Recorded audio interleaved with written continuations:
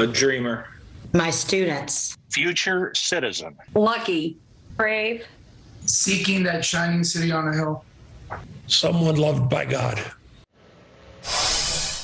One word for immigrant. That was the question asked by pollster Frank Luntz. We bring him in tonight. Frank, good evening.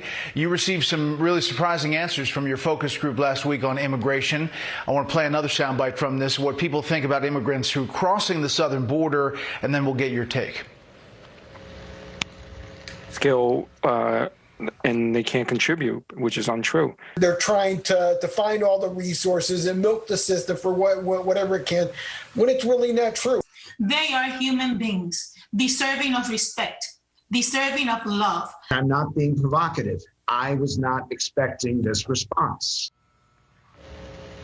Not expecting it, Frank. What was your take from talking to all those folks?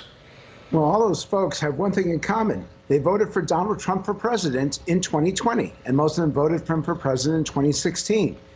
And what I was surprised to hear was how pro-immigrant they actually are.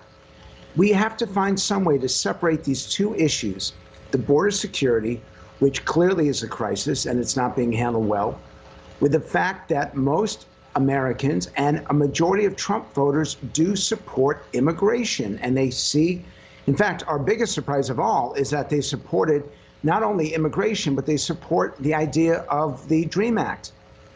And the comments that I got from them were incredibly powerful and emotional, in favor of those individuals who came to America through no fault of their own and now seek a pathway to citizenship, as well as keeping the border safe and secure for all Americans. Bret, they want us to do both. Yeah, and these are Trump voters from around the country. Here's a soundbite about the root cause of the chaos at the border.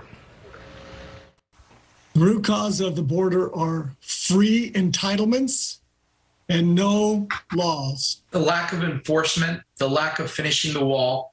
Every time we switch administrations, we're switching up our immigration laws. He did away with a lot of very good policies that President Trump had instituted simply out of Trump hatred. Frank, there's a lot of empathy here, but there's a lot of talk about enforcement as well. Yes, they still want some sort of border. They want a wall or a barrier or a fence, whatever you want to call it, because they believe that that is inherent in American security. And they also believe that not only is America a nation of rules and laws, we're a nation of immigrants. And they respect and appreciate the roles that immigrants provide. Virtually all those people said that immigrants work even harder than those who are here, that they will take jobs Americans won't take. And the level of empathy and sympathy for them is great. So how do we get both done? I'm hoping that we'll find some way to reach that compromise between building that barrier and respecting those who've come here and giving them a chance at a better future. Well, we'll see.